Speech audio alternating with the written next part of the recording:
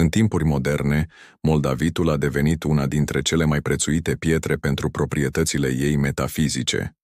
Efectele sale diferă pe scară largă, de la blânde la copleșitoare, de la purificare fizică la distrugere de ziduri spirituale, și totuși numitorul comun pare să rămână revitalizarea și accelerarea căii de evoluție personală.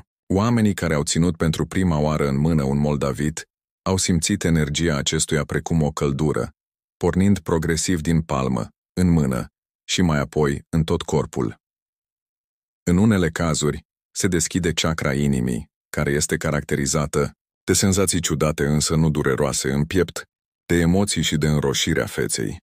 Energia moldavitului mai poate fi simțită și prin pulsații în palma în care este ținut, furnicături în zona celui de-al treilea ochi și a chakrei inimii, o ușoară amețeală și, ocazional, senzația de înălțare din propriul trup. Majoritatea oamenilor simt că moldavitul le stimulează nivelul de energie, schimbând rapid frecvențele cu unele superioare, acest lucru întâmplându-se din primele zile sau săptămâni de aclimatizare.